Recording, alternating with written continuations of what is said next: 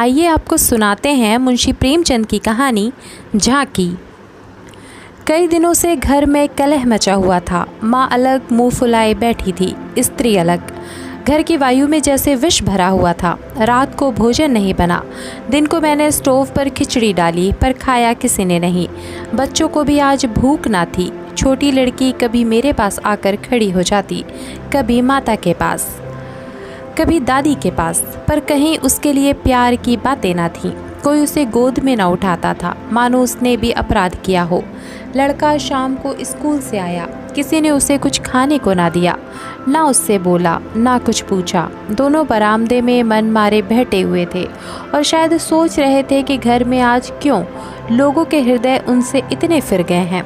भाई बहन दिन में कितनी बार लड़ते हैं, रोना पीटना भी कई बार हो जाता है, पर ऐसा कभी नहीं होता कि घर में खाना ना पके या कोई किसी से बोले नहीं। यह कैसा झगड़ा है कि 24 घंटे गुजर जाने पर भी शांत नहीं होता। यह शायद उनकी समझ में ना आता था। झगड़े की जड़ कुछ ना थी। अम्मा ने मेरी बहन के घर तीजा भेजन के लिए जिन सामानों की सूची लिखाई, वह पत्नी जी को घर की स्थिति देखते हुए अधिक मालूम हुई। अम्मा खुद समझदार है, उन्होंने थोड़ी बहुत काट छाट कर दी थी, लेकिन पत्नी जी के विचार से और काट छाट होनी चाहिए थी। 5 साड़ियों की जगह 3 रहे तो क्या बुराई है। खिलौने इतने क्या होंगे, इतनी मिठाई की क्या ज़रूरत। उनका कहना था जब रोज़गार में कुछ मिलता नहीं, दैनिक कार्यों में खींचातान करनी पड़ती है, दूध घी के बजट में तकलीफ़ हो गई, तो फिर तीजे में क्यों इतनी उदारता की जाए। पहले घर में दिया जलाकर तब मस्जिद में जलाते हैं, यह नहीं कि मस्जिद में तो दिया जला दें और घर अंधेरा पड़ा रहे। इसी बात पर सास बहू में तकरार हो गई। फिर शाखें फूट निकली, बात कहाँ से कहाँ जा पहुँची। गड़े हुए मुर्दे उखाड़े गए। अनोक्योक्तियों की बारी आई, व्यंग्य का दौर शुरू हुआ और मैं मौलांकर पर समाप्त हो गया।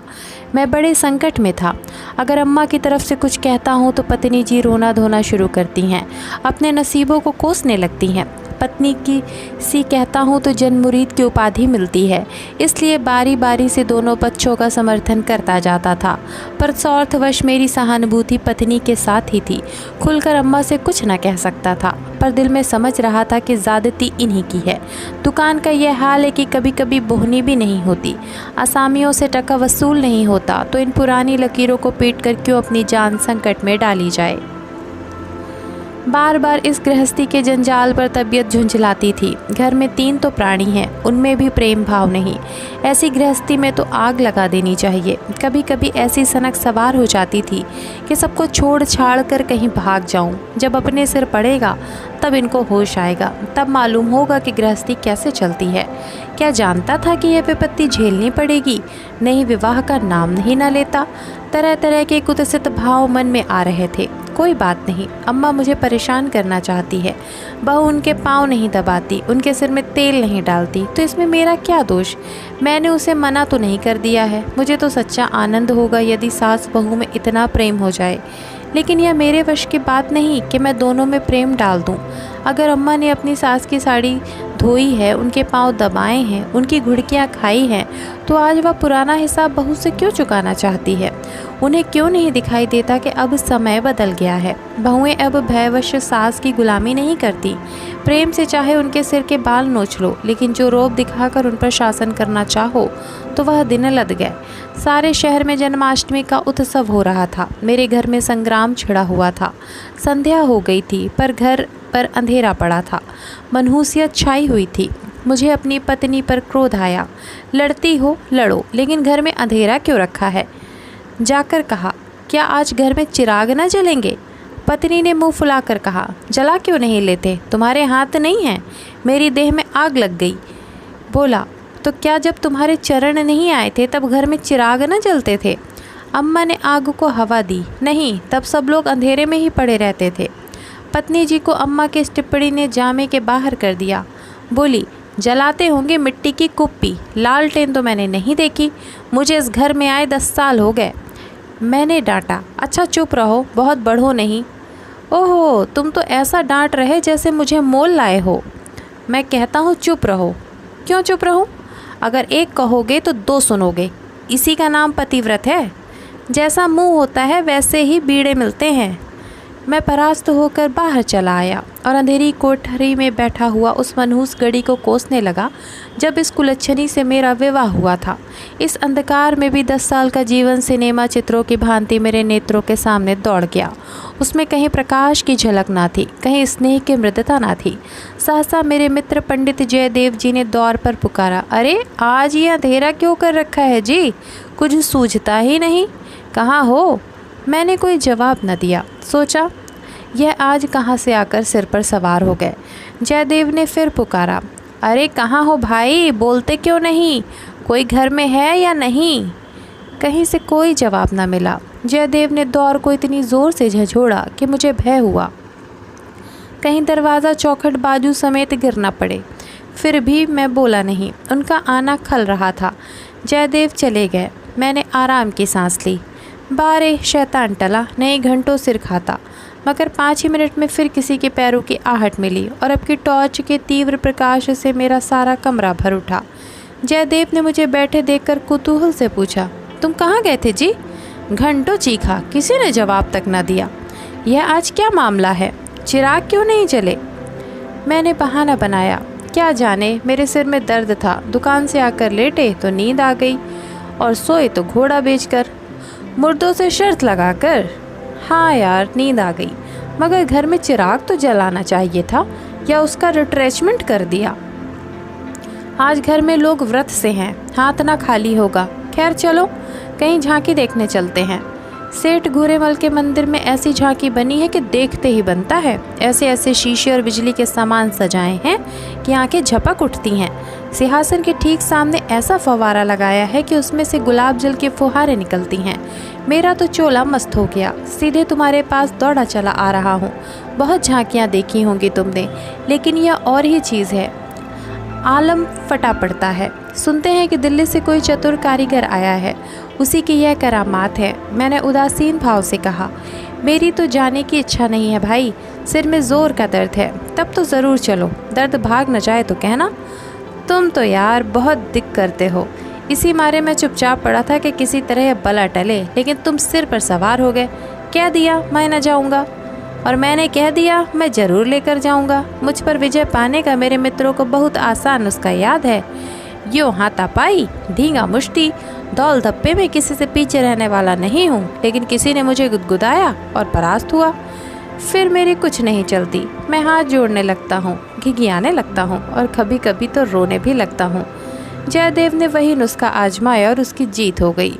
संधि की वही शर्त ठहरी कि मैं चुपके से झांकी देखने चलूं। सेठ घूरेलाल उन आदमियों में से हैं जिनका प्रातः को नाम ले लो तो दिन भर भोजन ना मिले। उनके मक्खी चूसपने की सैकड़ों ही दंत कथाएं नगर में प्रचलित हैं। कहते हैं एक बार मारवाड़ का एक भिखारी उनके द्वार पर डट गया कि भिक्षा लेकर ही जाऊंगा। सेठ जी भी अड़ गए कि भिक्षा ना दूंगा चाहे कुछ हो। मारवाड़ी उन्हीं के देश का था। कुछ देर तो उनके पूर्वजों का बखान करता रहा, फिर उनकी निंदा करने लगा। अंत में द्वार पर लेट रहा। सेठ जी ने रत्ती भर परवाह न की। भिक्षुक भी अपनी धुन का पक्का था। सारा दिन द्वार पर बेदाना पानी पड़ा रहा और अंत में वहीं मर गया। तब सेठ जी पसीजे और उसकी क्रिया इतनी धूमधाम से की कि बहुत कम किसी ने की होगी। भिक्षुक का सत्याग्रह सेठ जी के लिए वरदान हो गया। उनके अंतःकरण में भक्ति का जैसे स्रोत खुल गया। अपनी सारी संपत्ति धर्मार्थ अर्पण कर दी। हम लोग ठाकुरदारी में पहुँचे तो दर्शकों की भीड़ लगी हुई थी। कंधे से कंधा छिलता था। आने और जाने के मार्ग अलग थे, फिर भी हमें आध घंटे के बाद भीतर जाने का अवसर मिला। जयदेव सजावट देख देख कर लोटपोट हुए जाते थे, पर मुझे ऐसा मालूम होता था कि इस बनावट और सजावट के मेले में कृष्ण की आत्मा कहीं खो गई है। उनकी वह रत्न जटित बिजली से जगमगाती मूर्ति देखकर मेरे मन में ग्लानि उत्पन्न हुई। इस रूप में भी प्रेम का निवास हो सकता है। मैंने तो रत्नों में दर्प और अहंकार ही भरा देखा है। मुझे उस वक्त यही याद न रही कि यह 1 करोड़पति सेठ का मंदिर है और धनी मनुष्य धन में लौटने वाले ईश्वर की ही कल्पना कर सकता है। धनी ईश्वर में उसकी श्रद्धा हो सकती है, जिसके पास धन नहीं वह उसकी दया का पात्र हो सकता है, श्रद्धा का कदापि नहीं। मंदिर में जयदेव को सभी जानते हैं, उन्हें तो सभी जगह सभी जानते हैं। मंदिर के आंगन में संगीत मंडली बैठी हुई थी। केलकर जी अपने गंधर्व विद्यालय के शिष्यों के साथ तंबूदा लिए बजा बैठे थे। पखावत, सितार, सरोद, वीणा और जाने कौन कौन से बाजे जिनके नाम भी मैं नहीं जानता उनके शिष्यों के पास थे। कोई गीत बजाने की तैयारी हो रही थी। जयदेव को देखते ही केलकर जी ने पुकारा। मैं भी तुफैल में जा बैठा। एक क्षण में गीत शुरू हुआ, समा बंध गया। जहाँ इतना शोरगुल था कि तोप की आवाज़ भी ना सुनाई देती, वहाँ जैसे माधुर्य के उस प्रवाह ने सब किसी को अपने में डुबो लिया। जो जहाँ था वहीं मंत्रमुग्ध सा खड़ा था। मेरी कल्पना कभी इतनी सचित्र और सजीव न थी। मेरे सामने न वह बिजली की चकाचौंध थी, न वह रत्नों की जगमगाहट, न वह भौतिक विभूतियों का समारोह। मेरे सामने वही यमुना का तट था, गुलमलताओं का घूंघट मुंह पर डाले हुए। वही मोहनी गौएं थीं, वही गोपियों की जल क्रीड़ा, वही वंशी की मधुर ध्वनि, वही शीतल चांदनी और वही प्यारा नंद किशोर, जिसकी मुख छवि में प्रेम और वात्सल्य की ज्योति थी, जिसके दर्शनों से ही हृदय निर्मल हो जाते थे।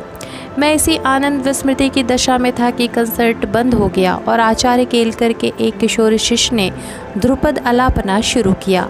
कलाकारों की आदत है कि शब्दों को कुछ इस तरह तोड़ मरोड़ देते हैं कि अधिकांश सुनने वालों की समझ में नहीं आता कि क्या गा रहे हैं। इस गीत का एक शब्द भी मेरी समझ में ना आया, लेकिन कंठ स्वर में कुछ ऐसा मादकता भरा लालित्य था कि प्रत्येक स्वर मुझे रोमांचित कर देता था।